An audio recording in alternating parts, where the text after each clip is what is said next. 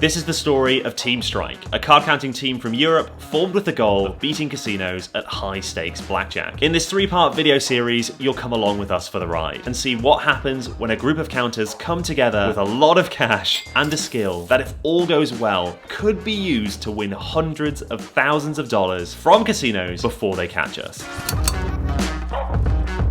There are two main types of team play in the blackjack world. The first is solo team play. This is where counters will play at separate casinos, but they'll share a bankroll. This is what we did in Project Lewis, a series that is available in full on my YouTube channel. The problem with solo counting is that casinos have got really good at catching card counters. No matter what the counter is doing to try and blend in and act natural, all card counting relies on one major tell: betting big when the count is high and betting small when the count is low. You might be able to be sneaky, you might be able to be subtle. Given enough time, the casino will catch you. If you've seen my videos before, you'll be used to seeing me get caught and what can happen when you are. This is private property. Sure. This is a privately owned property, and I do not 100%. Have to cash you out. And then there's the other type, big player / spotter team play, where the team works together in the same casino and the team members are secretly passing information between each other. Card counters, known as spotters, will play at different tables in the casino, usually betting the minimum while keeping the count. When the count gets high, they'll do some form of secret signal to let the BP know it's their time to shine. The big player sees this signal and joins the table. They place a big bet and play out the hand. The spotter will secretly communicate with the BP, either telling them the count via a code word or coding instructions of how the BP should play out the hand. When the count goes negative, the BP is given the signal to leave, and then they just wander around the gaming floor until they get another signal from a spotter to go and play. The advantage to this is that everyone's consistent. The spotters are always betting small money, the big player is always betting big money, which means that the biggest tell has been totally eliminated, making it so much harder for surveillance to catch on. When I got into counting, I was introduced to a man that goes by the name Ultimate. Ultimate introduced me to more counters, and we ended up forming a small team that we called Team Strike. Team Strike first tried BP / spotter play back in March 2020. We employed the classic technique of signaling in the BP and then passing the count through a code word. And although we didn't get caught, we did lose a staggering $24,800 in one shoe. That's about a 20-minute span of play. And it was me who signaled in the BP, so I felt extra bad. I remember my team manager saying that it was his worst career shoe, and that much worse wasn't possible. This is probably a good time to mention for the new viewers that although card counting does work, you only win just over half the time. We then flew to another state where our plan to play as a team was quickly shut down due to the start of COVID-19. It becomes impossible to do team play when the casinos are limiting the amount of players at each table to 3, and there were literal queues to join the table. Fast forward a year, and I got to know a card counter by the name of Irish AP. Irish was new to counting and didn't know many counters, so Colin Jones from blackjackapprenticeship.com/Stephen gave him my number for us to connect. One day, me and Irish were having a chat and he mentioned a casino he'd played at in Europe. He was describing the casino, the layout, the amount of tables, and it hit me. This would be the perfect place for a team hit. Hello friend, I hope you're well. Interesting opportunity, I reckon, for a cheeky team play with some excellent conditions. So here's the shtick. 6-step game, 3 tables, minimum 5, maximum over 5k. I reckon 4-person team, 3 spotters, 1 BP could be unreal. I spoke to Ultimate, the team manager, who crunched the numbers and confirmed yes, it would be possible. The game, in theory, could be worth around £2,200 per hour. So myself, Anonymous Counter, Ultimate, and Irish AP made a plan to hit this casino, a project that we would call Project Tower. We needed to bring our A game because this casino had a reputation of being very good at catching card counters. It was rumoured that the owner was a former professional gambler and as a result was pretty confident that advantage players wouldn't stand a chance. After a team call, we realised we had to develop a totally new system for communicating. In the country that we were playing, it was legal for casinos to listen in to the tables. Each table had a little microphone that was fed directly to surveillance. Even though our verbal communication system was pretty complex, complex, we couldn't be sure that if a surveillance person was paying attention, that they wouldn't spot a pattern. We needed something totally different. So I spent a lot of time developing a totally non-verbal way of communicating. It utilized changes in posture, ways of moving, head positioning, fidgeting, and more. It even had multiple ways of communicating the same bit of information so that we could rotate between those ways, hopefully making it totally impossible to spot a pattern. It was a tough balance. Hopefully, having a system this complex would make us invisible. But complex systems are more prone to errors. The last thing we'd want is someone scratching their eyebrow by accident and that triggering the BP to come over and bet loads of money on a negative count. After all this chat of secret communication, this would probably be a good time to cover, is this even legal? Well, it's a complicated topic, and I'm sure the laws are going to change a bit depending on the country, but in general, as blackjack is a game where you're allowed to openly communicate information to the other players at the table and discuss your cards and what you're thinking, doing that secretly isn't against the law. Card counting is also perfectly legal, although there has been a couple of occasions in Europe where a casino has withheld winnings from a player. Sometimes, whether something is legal or not doesn't really make a difference.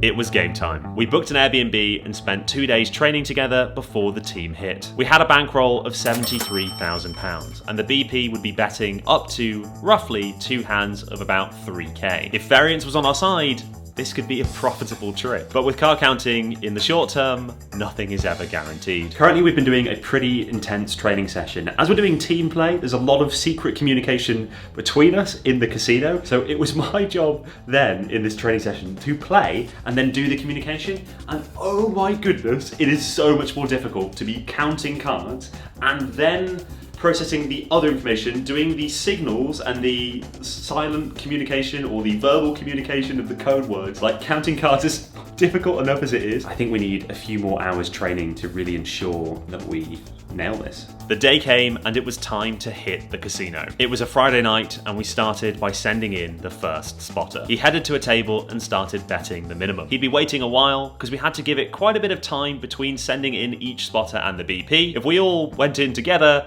that would be a dead giveaway. I was up next, and after handing over my ID at the door to get a membership card, which was mandatory to even be in this casino, in I walked, doing my best to ignore my teammate. I didn't even want to look at him. I sat down at a table and started playing, and my heart was racing. We'd done a lot of planning for this, and it was all happening. I started counting immediately, even though I knew it was going to be a long time before the BP was around. But I had to make sure I wasn't looking around for the BP. Sure, a subtle head turn wouldn't really do anything, but if all three of us were doing that, it would definitely stand out to surveillance. We had to make sure that we weren't doing anything that would give us away, and the pressure was on. When Irish entered the casino, he immediately ran into a problem.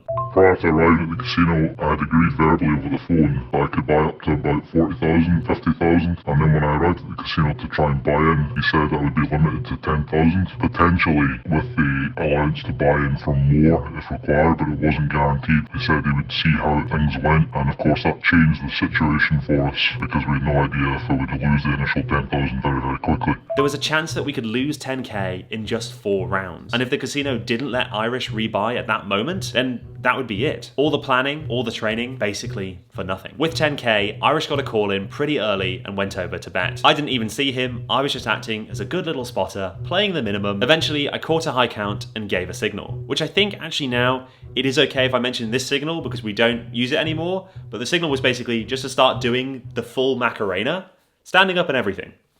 But it really gets their attention. Irish came over and placed 2 bets of £1,000-ish each. Despite the count being high, he was down to 15 and 12, and the dealer's up card was a 5. No one had great hands, but that meant the dealer was likely to bust. He drew a 10, giving him 15. Not bad. It's very likely that he was going to bust. But then he drew a 3, losing us 2k in that round. Irish then slammed the table and yelled. In fact, for a lot of the night, I heard Irish yelling, which didn't fill me with confidence that we were winning. Time went on, and it became apparent that even if we were losing, the actual system that we had was working really well. Although one time, I had a pretty high count, and Irish was chatting with the manager. He didn't see my call-in signal for a few minutes, which is a really long time in the scheme of blackjack, but I was the only person playing at my table, so I managed to take a break. Still sitting at the table, but just not playing for a while. This would normally look very weird, but I've established myself as having a very casual manner, frequently taking breaks throughout the night. Irish did eventually catch my signal, and it's a good thing too, because he won a few hands at my table. I had no idea how difficult it is to keep an eye on all the spotters and also just try and mix into the environment and look like I wasn't looking for calling signals. It's just so exhausting as well, like doing that for 4 or 5 hours, just wandering around looking for call-ins. It's just feels so unnatural. Counting, signalling, betting, counting, signalling, betting. Hours went by, the whole time me not knowing if we were winning. It was getting near to closing time and we started to get heat. Our BP was experiencing that classic shift in friendliness. At one point, the managers were bending over backwards to keep Irish happy. Can we get you a drink, sir? Is there anything you need, sir? But there was a definite shift. No one was being rude to Irish, but they were being less warm. Not long after that, I spotted something pretty major. I saw on one of the Pit Boss computers a picture of someone's driver's license. I couldn't see whose it was, but I could see that it was a UK driver's license. Now, we weren't in England, so there were very, very few people from the UK in this casino,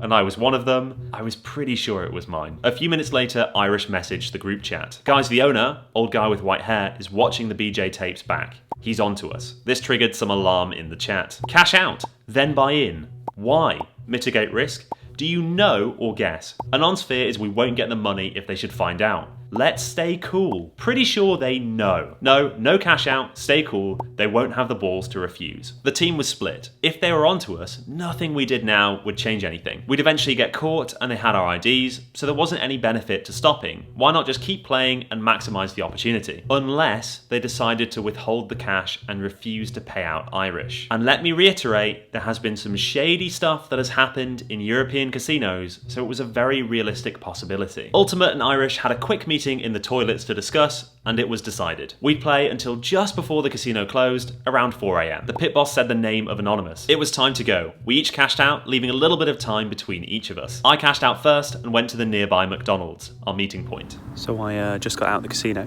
and now I'm at the meeting point and the others are going to slowly filter out. Definitely looks like they're onto us. Whether or not that's the end of it is up for debate. I reckon that's us done. As I was leaving, I checked the group chat and saw the good news. Plus £36,000. We'd won £36,000. Plus £36,000, cashed out, no problems. I'd later learn that in this entire first session, we were never down. We'd also won just over double our EV, which basically means we got lucky on top of the counting. The next day, we went back. We were actually placing bets about whether or not we'd all be banned. We thought it was pretty unlikely we'd get time in, but there was a chance, and as we've come to learn, never underestimate the intelligence or stupidity of casinos. We stayed at the Airbnb while we sent in our first spotter.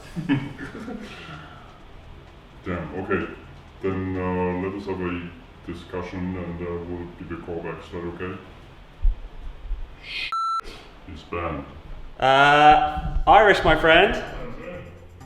No, he's banned. He wasn't the only one, as when I got to the front desk, I was told that my membership had been revoked. I asked why I'd been banned, and the guy looked at the screen and in total shock said, apparently you're part of a card counting team? Thanks to good old GDPR law, I asked him to print out my profile and give it to me. And sure enough, part of a 5-person card counting team. Wait a second. Me, Ultimate, Anonymous, Irish AP. There's only 4 of us, which means that one poor guy that just wanted to have a casual night playing blackjack got banned from the casino because they thought he was on our team. I wish I could have seen the moment that he went back to that casino and found out that he was a card counter. I later found out, and I won't go into why I know this, but the reason we were caught is because when they got suspicious, they looked at the accounts of the players and they saw that a few people were brand new members to the casino. But they had no idea how we were communicating, and they were pretty confused as to how we'd managed to win so much money. We knew the spotters joining the casino on similar dates would be a risk, but we weighed it up versus sending people over to join months in advance, and we just thought it wasn't worth doing. Having won 36k, we'd actually taken out the entire casino's day's takings. Not bad at all. But 36k was going to feel small compared to what would happen on the next trip. We'd be playing with higher stakes and a bigger team, and we'd run into problems and challenges that we just could not anticipate. Speaking of problems and challenges, one of the things I've struggled with in the past is when I've faced some unconventional blackjack scenario that I've not been sure how to deal with. Maybe there's a weird rule change or a dealer error that affects the game, but in these moments, I've not been sure what to do. And I've realized that's because I've memorized how to play blackjack, but I don't know why I should play certain hands in certain ways. For example, if I've got a 12 and the dealer's got a 4, I know I should stand unless it's a negative running count and then I should hit. And I know vaguely why this makes sense, but I couldn't explain explain why, in detail, mathematically, that is the correct tipping point to then hit on that hand. Even when it's just basic strategy, there's a lot of the things that I know what to do, but trying to figure out why that's what I should do is difficult. In other words, I know the system, but I don't understand the math behind all the playing decisions. And I believe that knowing why something works, not just what to do, helps you become better at that thing. To smooth out that knowledge gap, I've been using Brilliant.org. They have a few courses on probability, specifically for casino games including blackjack, poker, and craps. Taking these courses has helped me understand casino games more and leveled up my math skills in general. Even though I imagine it wasn't made specifically for card counters, the blackjack lessons quickly helped me understand odds and probabilities of certain hands, and just generally weirdly helped me reframe a lot of things I know about blackjack in a way that makes more sense to me, even though this is something that I do all the time. Separate to casino games, Brilliant has thousands of interactive courses in math, science, and computer science. These are obviously super useful if you're in one of the many fields that utilize these skills, but they also boost your analytical skills to make you a better problem solver in all areas of life. I wish somebody had told me years ago how useful math can be when you apply it to totally non-math related areas of life. Even things like learning logic and logic puzzles helps in other ways. Not to mention that learning the skills you can learn through Brilliant can give you a significant edge in your professional life. Brilliant makes it easy and weirdly addictive to learn new skills in a short amount of time. If you are a busy person, the idea of spending hours a day learning new skills might be a bit daunting, but you'll be pleased to know you can spend just 15 minutes per day on Brilliant and learn a lot. And that's because Brilliant uses interactive learning, which has been shown to be 6 times more effective than passive learning, like watching a video. The courses range from teaching you the basics all the way to advanced, so you don't need to worry about being totally new to a field. It will teach you step by step in a way that makes sense. And honestly, the whole thing feels way more like playing a game than studying. To try everything Brilliant has to offer free for a full 30 days, visit brilliant.org/StephenBridges or click the link in the description. The first 200 of you will get 20% off Brilliant's annual premium subscription.